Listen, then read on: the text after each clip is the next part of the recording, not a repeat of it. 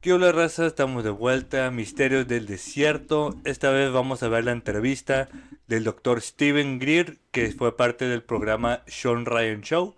O igual que el capítulo anterior de Eric Hecker, vamos a entrar dentro de temas de ovnis, un poquito temas ya que entran dentro de, ¿cómo le diremos? Lo psíquico, güey, un poco lo esotérico, mezclado con la onda de los ovnis, güey, porque todo esto viene conectado, ¿no? Las vistas remotas, la gente psíquica, las comunicaciones cuánticas y también cómo el gobierno y las élites nos mantienen culto la red de energía secreta, que donde podemos tener energía gratis. Vamos a entrar dentro del capítulo.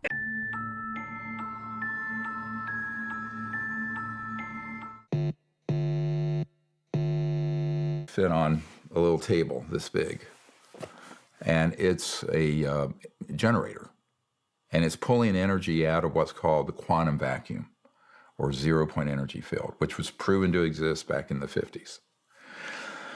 Now, physicists have described this energy field. If you had a coffee mug, the amount of space in that coffee mug has enough potential power to boil off all the oceans of the world, quote unquote. But that energy field is everywhere, and you can tap into it. And when you tap into it, you're tapping into this energy field that can be converted to electricity or thrust. So is the energy field, is it everything in between objects? Is that? It's not just between, it's within. So if you let's take the chair you're sitting in or I'm in. It's occupying a volume of space. Mm-hmm. When you get past the molecular to the atomic level of this, and then subatomic, the quarks, you get this into this pluripotent, it's like the foam at the surface of the deep ocean. Okay. That all of matter is fluxing in and out of. The early Lockheed Skunk Works man-made UFOs were called flux liners. Flux liners. Yep. Because they were pulling energy from this quantum vacuum flux field. Very advanced physics. I mean, we understand it very well. I don't want to put your audience to sleep going into the arcana of the physics of it, but the point I'm making is that was mastered decades ago. Ustedes, gente, ¿qué harían con una fuente ilimitada de energía? Buena pregunta, muy buena pregunta, güey. Esto es lo que las élites tienen escondido, o sea, y esto es creo que por encimita, como lo dice, tienen una fuente de energía ilimitada para todos. Pero obviamente esto no está a la luz. ¿Qué chingados es el juego de esta élite? Y acaba de mencionar la empresa la que está en desarrollo de tecnologías avanzadas, que también tienen sus ovnis y son las meras élites haciendo todo este show de comercialización. Si tienen el poder para poder darle este tipo de energía a la gente, ¿qué no podrán hacer también? O sea, realmente es muy interesante lo que está diciendo el doctor. ¿Qué harías con una fuente ilimitada de energía, güey? Creo que es una muy buena pregunta. No sé, güey, creo que también no todos pueden tener poder ilimitado, güey. Porque al igual que podrías darle energía a tu casa, a tu carro, a tu teléfono, a lo que tú quieras, ¿qué tal si utilizas esa energía ilimitada para un medio nefasto, güey? Obviamente tenemos que no intentar darle la libertad a la gente de elegir, pero también es una preocupación de que si todos tuvieran un reactor nuclear del tamaño de un celular en su casa, ¿qué harían con él? Es una pregunta muy cabrona, güey. Vamos a ver qué dice el Dr. Steven Greer, güey. Las posibilidades que puedes hacer con eso. Simón. Vamos a ver qué dice el Dr. Steven Greer sobre por qué los élites nos ocultan esto. This technology has been around for decades. Well, about 100 years that there has been empirical evidence of this energy field. Nikola Tesla called it the infinite energy field.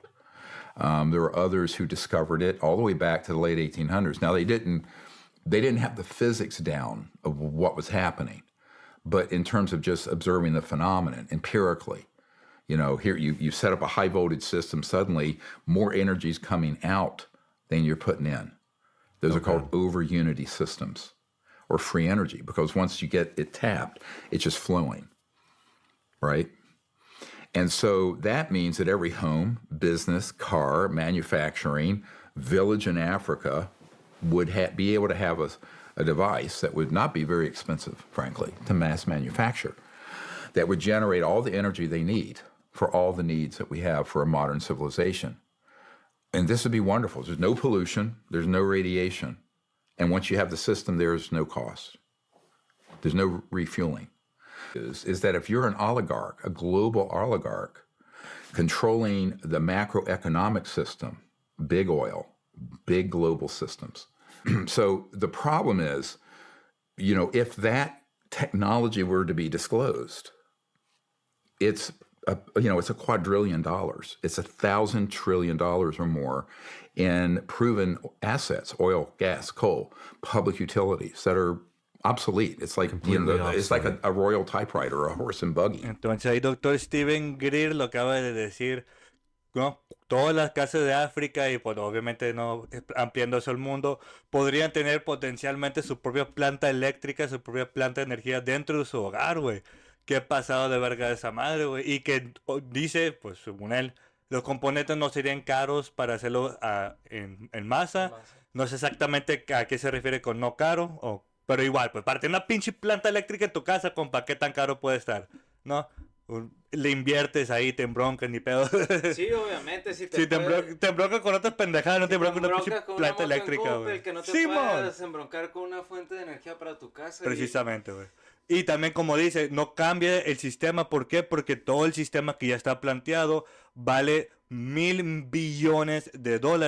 Y también piensen en el cambio sistemático que tiene que llevar, cambiar todo lo que tenga que ver con propulsión, viaje, energía, todo esto, cambiar un nuevo sistema. Se van a hacer guerras entre países por recursos, se van a hacer quiebras mundiales de sistemas, toda la economía se va a poner de cabeza. Entonces no simplemente como que, hay que dar energía gratis a la gente.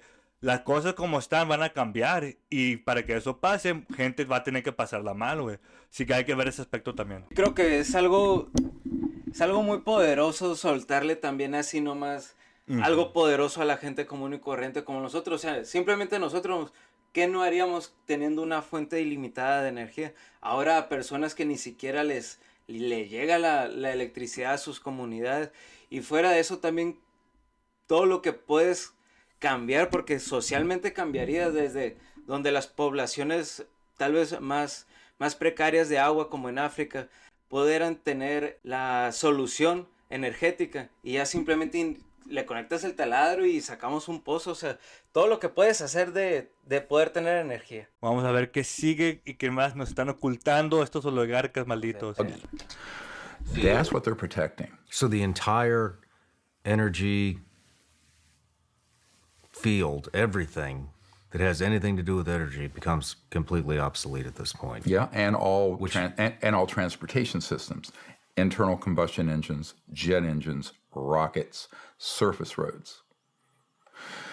So now, surface roads, I say that only because when you take that same physics and do a torsion, a counter-rotating field, you can get what's called an electrogravitic effect, or anti-gravity, pop culture term. It's a terrible term. It's not anti-gravity.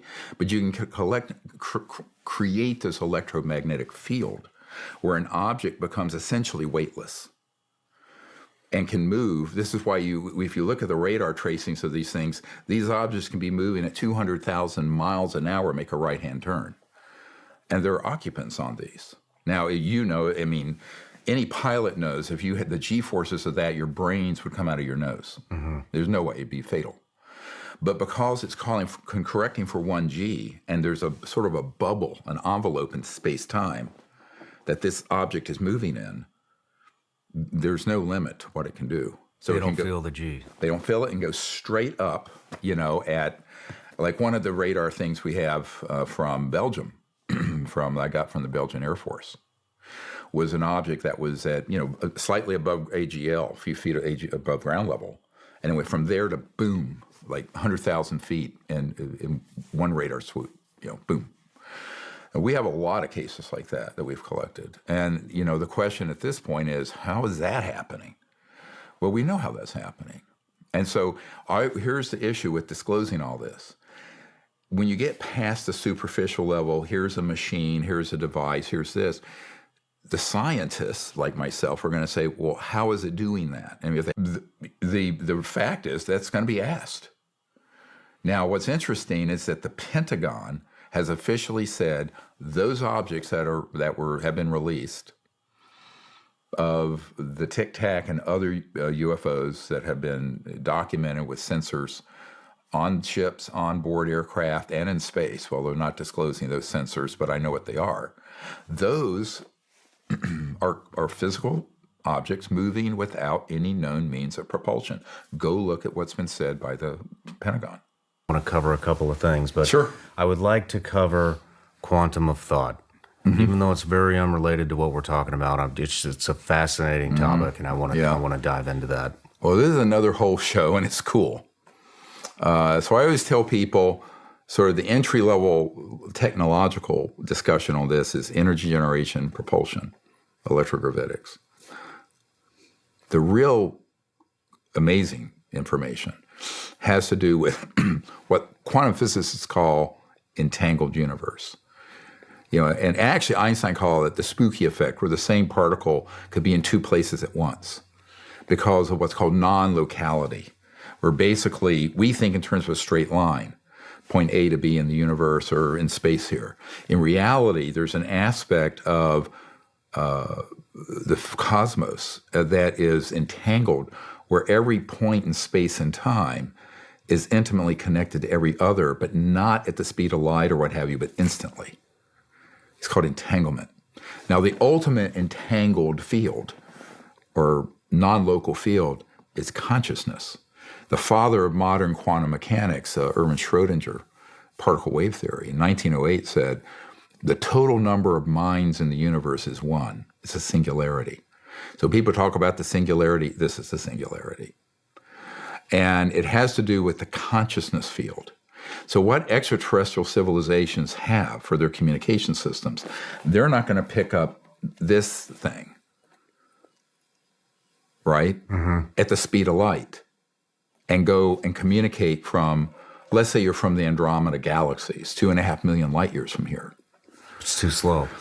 At the speed, this goes at the speed of light. Yeah. So at the speed of light, it'd take 2.5 million years for the signal to get there, and another 2.5 million years for the person to answer and say, yeah, I'm doing fine. How are you?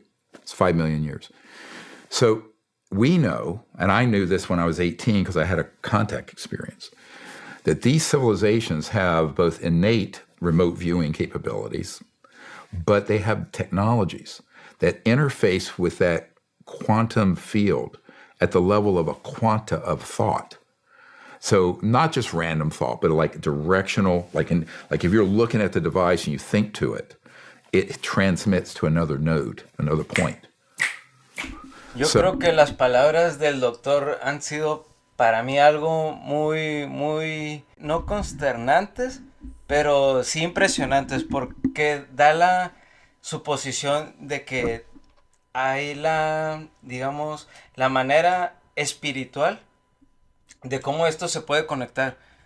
Creo que es como un tecnicismo que ellos le dicen universo entrelazado. En la espiritualidad, o digamos en lo espiritual, se le podría decir como lo astral, donde puedes tener ese tipo de, no digamos poder, pero ese tipo de habilidad, donde puedes tú comunicarte con otra persona independientemente en dónde esté, o inclusive hacer otro tipo de cosas. Creo que en un momento más vamos a ver qué otras cosas puedes hacer. Y también él menciona mucho el poder, creo que de la conciencia. Entonces, ¿cómo puedes darle tú esta veracidad si lo están explicando ya inclusive de un modo técnico, donde te puedes comunicar con otras razas? ¿Tú qué harías si te pudieras comunicar con un extraterrestre? ¿Qué le preguntarías? Ay, no sé, güey, la primera cosa. La neta, al chile, ¿me quieres lastimar? ¿Nos quieres matar aquí? ¿Qué le preguntaría? Coméntenos, ¿qué le preguntaría? No le voy a preguntar, ay, ¿qué cenas esa noche? No, la verdad, compa, ¿qué onda? ¿Todo bien aquí? No hay bronca, compa, ¿todo bien? Sí. Para empezar, iremos por eso. Sí, pero sí, güey, algo que me gustó que dijo que la singularidad existente en el universo es la conciencia. Entonces, si cualquier ser consciente tiene la capacidad de comunicación, hay un plano universal de comunicación que sería la conciencia. y si hay aparatos, dispositivos que pueden conectar tu conciencia al aparato y pasárselo a otro ser consciente que tal vez no entienda tu método de comunicación, idioma, como le quieras decir. Esto estaría bien pasado de verga, O güey. que quieras enseñarle algo, un Sí, recuerdo, exacto, algo. ándale, O sea, ¿qué exactamente. posibilidades podríamos tener? Y esto realmente, pues, existe. Y también como dice que la única singularidad en el universo es la mente, o sea, es la conciencia. Tal vez por ahí está el pedo de que, oh, todos estamos conectados. Pero tal vez tenga algo de cierto, pues, de que no. La conciencia tal vez es un plano universal y cualquier cosa que tenga conciencia está conectado a otro ser por medio de ese plano. No se está poniendo muy raro el Está pedo muy aquí, chairo este pero pedo, vamos a ver qué está dice el muy doctor, bueno. güey. Vamos a ver qué dice el doctor, Un güey. saludo para el doctor, ahí vamos. So now we've known this for decades in the CIA and other agencies. It's the science of consciousness and the science of the quanta of thought interfacing not only with each other, but dropping out of linear space-time. And so we call this trans-dimensional physics, physics that cross dimensions. And one of the dimensions is the so-called thought realm. And it's fascinating. And so now take that knowledge that maybe some mystics in India and the Vedas and meditation. I'll admit that before I was a medical doctor, I was a meditation teacher and studied all this. So I kind of, after I had the contact experience, I went, what the heck? How did this happen? So I became a student of the ancient Vedas and Sanskrit and then meditation. But what I learned was that this is how these civilizations are able to communicate in real time across a million light years of space. Have you heard of string theory? Yes. Now, from what I've heard, the Chinese are claiming that they can communicate with their satellites through string theory. Do you? It could be. I mean, I know that our intelligence community at the upper end of it, deep black, have systems that are interfacing with this technology. We have this too? Oh, God, yeah, way back. That got perfected between 1956 and 1965. Can you De 1956 a 1965 ya tienen dominada esta tecnología. Entonces significa que si en esa época lo dominaron, llevan ya más de 50 años, casi 100 años a la verga, perfeccionándolo. Entonces si antes era simplemente un sistema de comunicación de conciencia a conciencia, quien dicen que en los últimos 80 años no han podido perfeccionar a un nivel que sea un aparato de implantación de conciencia, penetración de mente, penetración de ideas, no solamente comunicar una idea de algo consciente, sino de algo inconsciente, una máquina tal vez, a un espectro gigante de gente. ¿Por qué? Porque la única singularidad es la conciencia. Entonces todos estamos en la misma frecuencia de conciencia.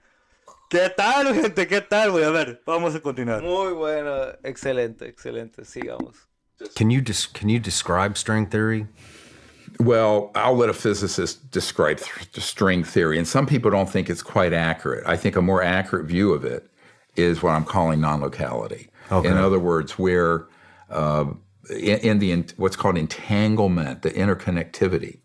And this is why Ben Rich, who is the head of the Lockheed Skunk Works, said, someone asked, how would these extraterrestrial civilizations communicate? And he said, every point in space and time is connected to every other point in space and time in real time, instantly. And that's how they're doing it, and it's through consciousness, through mind. And, of course, everybody there was like, these are nuclear engineers and whatnot, and they're going, what, WTF? But, that's true. So one of the things, I get ridiculed the most for the work I'm doing with contact and consciousness. What people don't realize, that is the deepest secret that they have on this. Because if people understand that, they can bypass any intelligence system and remote view and see, or they can contact these civilizations. Now you have to be trained, so I train people we have an app, it's called CE5 Contact app. And the CE5 Contact app, there's millions of people using it now. And it's a whole training program on remote viewing, meditation, how to do this. Como dice el Dr. Steven Greer, es el secreto más profundo que tienen sobre nosotros. ¿Por qué?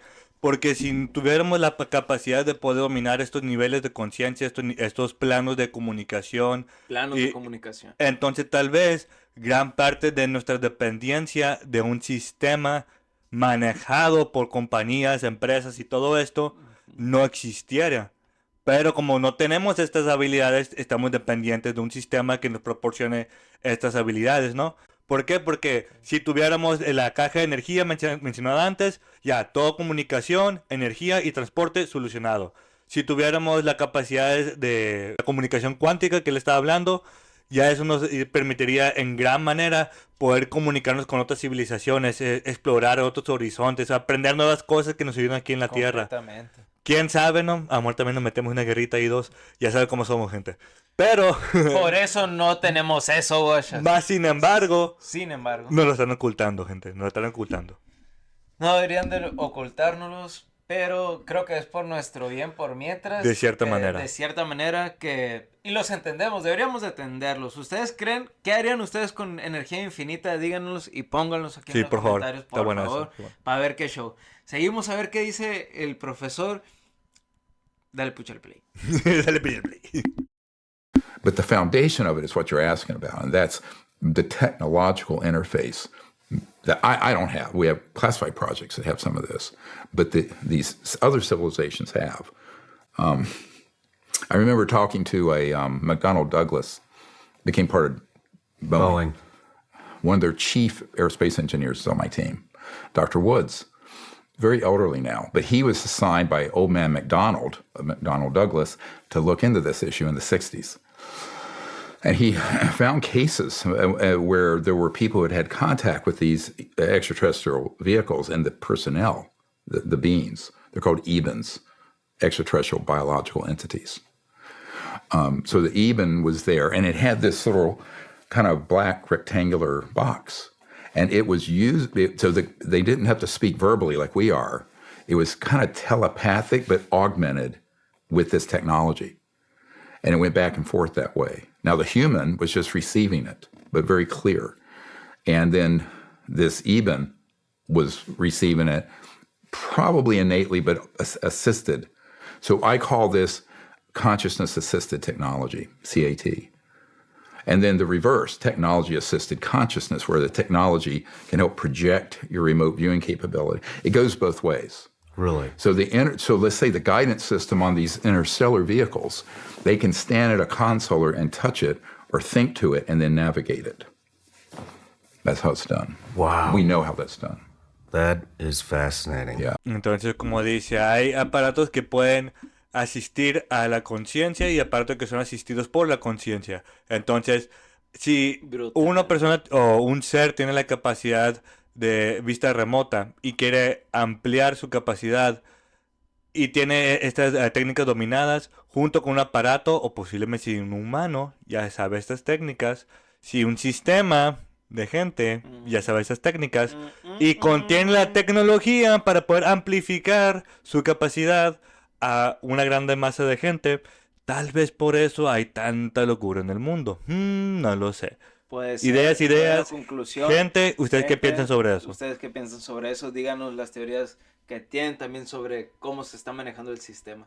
Excelente reflexión sobre este pedo, porque realmente, ¿qué capacidad tienen? Ya lo habíamos comentado también en el anterior podcast de Show Ryan Show, sobre este tipo de tecnologías que se pueden meter en tu mente y pueden hacer, o sea, por eso a lo mejor la sociedad está así. No digo que estemos mal, pero tampoco digo que estemos bien. Entonces, son cosas que pueden ir siendo manejadas con facilidad, dadas las circunstancias, la época y la pendejez del humano. La pendejez del humano es algo muy poderoso. Muy poderoso, gente. Nunca hay que dudarlo. Cuiden su pendejez, gente, por favor. Vamos a continuar. Yeah. How much do you know about the Monroe Institute and their studies with the CIA? Lots. Can we talk and a Army little bit about intelligence. how long have they been? I didn't realize Army intelligence was using. Oh yeah, General Stubblebine took his people through there. How long has CIA been How long has CIA been utilizing remote viewing and working with the Monroe Institute? I believe when the Monroe Institute was later, I think they started those projects in the 60s and 70s. Monroe Institute was not that integral. They had a technique, hemisync, that they found was useful for some people. Yeah. Now, Ingo Swann, who is one of the most famous remote viewers, is a friend of mine, and before he passed away. And he regretted what he had done with that. He wished he had done what I'm doing, which was something positive, instead of doing what he was doing with the agency. But he was the most accurate. He was incredibly accurate. Very interesting guy. I went up to his house, his place in the East Village in New York, and he was this very flamboyant gay guy with an artist, and he was like this brilliant. He was all over the place, but we had just a great time. And he shared with me a lot of experiences he had with CIA operations, remote viewing, very accurate targeting of things in the Soviet Union and elsewhere out in space. He imaged objects out near Saturn that nobody knew were there, that they proved later were there. Really amazing. Is this documented, some of the stuff? He has a couple books out that may have mentioned some of it. A lot of times these folks will share things with me personally. That I don't know if it's in the book. I'd have to look it up and see. He had one book called Penetration that you can get that deals with a lot of that. Okay. Yeah, from Ingo Swann. But would you consider what you're doing with CE5 remote viewing? Oh, sure. It's a more advanced version for the purpose. So CE5 Contact in the app, you'll see the purpose of it is for humans to be able to liaison with these civilizations and bypass the government who made a mess of this. So one of the things that we came to realize is that the management of this, and it's understandable how it tracked into military and intelligence operations because it's technological, and we wanted to know how these things work. Regresando a tu pregunta anterior, Esteban, ¿qué le preguntarías a un extraterrestre si pudieras hacerlo? Ahora el Dr. Steven Greer está planteando que él tiene una aplicación. Ahora, no la hemos buscado, no sabemos qué tal, pero al parecer tiene una aplicación y hay maneras de poder comunicar con extraterrestres. ¿Qué le preguntarían ustedes? ¿Qué le preguntarían ustedes, gente, a otras civilizaciones? Díganos, déjenos en los comentarios esa pregunta. Realmente, yo creo que, mira, no sé si ahorita tú dijiste que mamón, ¿qué le voy a preguntar a un extraterrestre? Que eso no, pero yo creo que sí le preguntaría, o sea, ¿qué se gana aquí? O sea, ¿qué se consume acá? ¿Qué hay que hacer? ¿Qué hacen? O ¿cuál es tu hobby? ¿Qué sabrá Dios qué hobbies habrá en otros planetas? En otras civilizaciones. No, esto está muy cañón, güey. Sí, está bien cabrón, güey. Está muy cabrón, güey. Vamos a ver qué dice el Dr. Steven Greer sobre lo demás. But the complete management of it that way caused there to be a huge mistake in the relationship between humans and these other civilizations. And here I want to put a button on this. When we detonated the first atomic bomb and the subsequent ones, when those go off, everybody knows what an electromagnetic pulse is. What they don't know is that there's an attending so-called scalar or longitudinal wave that is faster than the speed of light that disrupts the fabric and communication and propulsion guidance systems of extraterrestrial vehicles. And this is why they came in huge force in the 40s and 50s. And this is why every single atomic and nuclear weapon storage facility, processing plant, and base and ship has been surveilled by these ET vehicles, because when those things are used, it's like tearing the fabric of space-time. Now, there are a few, Jacques Vallée knows this, there are a few physicists who know this. And so this U-2 spy plane pilot that I have brought to DC, this was his big concern, that the military has completely misunderstood what the concern from these civilizations are, and they've looked at it purely as a threat, when in reality, we're the threat. So I have an interview with Gordon Crichton, who was a MI6 guy, British, and he's dead now.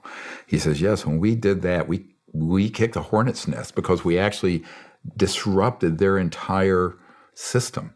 A la verga, güey. Esto, neta, que está bien cabrón, porque si si te pones a pensarlo de la perspectiva de la civilización ajena, de la civilización ovni, si hubiera, dirías tú, un chimpancé en tu comunidad Una bomba a y la ese verga. chimpancé tiene una bolsa de dinamita o una metralleta en su mano y está disparando por todo lado, te quedas tú, compa, quítenle eso, no sabes cómo usar esto, eres un Primate. primate todavía, ¿no? Eso podría ser como nos estén mirando a nosotros, como que tronamos las bombas atómicas y ¡pum! ¡Ay, estos cabrones! Que están haciendo ¿Desde que... cuándo estos güeyes pueden hacer ¿Por qué esto? están jugando con esa Sí, ¿por qué están madre? jugando con eso? Exactamente, Ajá. como que no comprendemos el poder con el que estamos jugando. Porque para Completamente. ellos, que son civilizaciones avanzadas, Avanzadas. es algo dañino. Si nosotros solamente lo utilizamos como una arma, para ellos es algo completamente diferente. No solamente algo que hace un gran hueco en una tierra. No, es algo que, como dice el doctor, rompe la fábrica del tiempo. Así que ni siquiera sabemos el poder que tenemos en nuestras manos. Y lo estamos tirando por aquí y por allá como si nada. Sí, de seguro nomás tronó y... ¡Ey, ey, ey! ¿Qué? Y ya fue como que, a ver, ¿y estos? ¿Por qué Ándale. tienen esto? A ver, a lo mejor por eso también nos observan de cierta Sí, como él dice. manera. Sigamos viendo el Simón. señor doctor. And remember entanglement. We think straight line speed of light, well, EMP, electromagnetic pulses, are going to reach Alpha Centauri or some star system. But these so-called longitudinal or scalar waves it's a point that goes out in a straight line without the wave function. Those are multiples the speed of light, and they're highly disruptive. And so this is something that the senators and the president don't know. So there's a whole scientific brief that has to be done on how do we get to this place. And because it's been mismanaged, this creates an existential threat for the whole planet, that we have people who don't understand it, who should, and the people who do understand it are weaponizing those systems. And by the way, that's how we have downed dozens and dozens of extraterrestrial vehicles. We're using these advanced energy weapons, but not the ones at the speed of light, the ones that are longitudinal or scalar. And those are ground-based, sea-based, space-based. We have NRO satellites with these things on them. And we can detect an extraterrestrial vehicle when it's dropping down out of trans-dimensional. So in other words, when it's not 3D, but it's moved through these other dimensions, and it's about to quote-unquote materialize. There's a neutrino light scatter that happens. And the sats we have up there, the eyes in the sky, the really advanced ones, have neutrino light detectors on them that pick that up. That's triangulated, and we hit them, or try to. Solo para hacer referencia al capítulo anterior a través de Sean Ryan Show con el Dr. Eric Hecker, que trabajó en el centro de detector de neutrinos.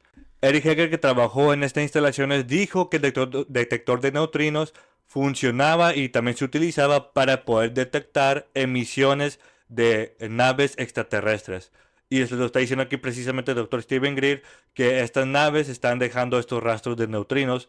Entonces, todo se está conectando ahí, güey. No sé, güey. ¿Será cierto, gente? ¿Ustedes qué creen? Creo que primero el primer paso para poder desentrañar todo este pedo es creer y no creer, para también no caer en una falsa información. Siempre hay que cuestionarnos todo lo que nos digan, pero, o sea, hasta ahorita creo que es el evento y la temporada donde más revelaciones se han hecho. Revelaciones por parte del gobierno, por este tipo de activistas que realmente se empeñaron en sacar todo este pedo a la luz. Simón, vamos a continuar qué dice el doctor. Dangerous. I mean, this is a very dangerous game going on. The president doesn't know this. I know it. I have people who have run the systems on my team. Wow. And we're talking, this foolishness is literally a threat to the entire planet, which is why, and I want to just remind people of this. This is in the Unacknowledged book, and it's a letter from the first CIA director to the New York Times in 1961, after Eisenhower left office. And his name was Admiral Roscoe Hillenkoetter, Hillenkoeter. And he said, part of the letter said, The issue is ridiculed when in high places it's taken very seriously. But he said, and this is the key point, the secrecy surrounding UFOs is, and I'm quoting, a threat to the national security. He had seen how badly this had gone. Now, this is 61. This is now 62 years ago. So this is why, again, I make this appeal to patriotic appeal to everyone listening who've been involved in this in any small way. It doesn't matter. But if you were directly had knowledge of a facility, an operation, a man-made device, an extraterrestrial device, reconnaissance, radar, whatever it is, please contact me at SiriusDisclosure.com, info@SIRIUSDisclosure.com. Because we have to get this fixed, because in this deep, dark secrecy, there are, and when I say an existential threat to life on Earth, that's what's happening by this being mismanaged so badly. So there's a lot at stake. There is. Yeah. Well, Doc, I know you got to get going here. You got a lot of the places you got to be, and I just want to say I really, really appreciate you taking the time to come here. Thank you. And for this interview, and I am really hoping that I see you again. We will. So absolutely. Let's do it. Perfect. Hope to see you at the National Press Club event. I will be there. And the conference before. I will be there. Yeah. Thank you. But cheers. Thank you very much. Thank you. Pues parece que los hombres de negro sí existen, o tal vez algún tipo de protector de la Tierra. ¿Habrá historias ocultas? ¿Ustedes qué piensan? ¿Existen los hombres de negro? ¿Habrá realmente alguien que nos defienda de todo este show alienígena? Pongan en sus comentarios si saben sobre esto. Dr. Steven Greer es el primer hombre de negro que conocemos, al parecer. Y como él lo dice, güey, el Pentágono ya ha reconocido que estos objetos existen. El director de la CIA en el 61 acaba de decir que el secretismo alrededor del tema OVNI es la mayor amenaza para la seguridad mundial. El secretismo, gente. El que oculten la verdad y no se pueda hacer una comunicación verdadera con estas civilizaciones que tal vez existen, tal vez no, pero según lo que nos dicen, sí. Incluso el doctor está invitando gente que ha tenido experiencias a comunicarse con él. Y de igual manera nosotros aquí en este podcast, si han tenido alguna experiencia relevante a ovnis, creepies, cualquier cosa extraña o espeluznante, déjenos en los comentarios aquí.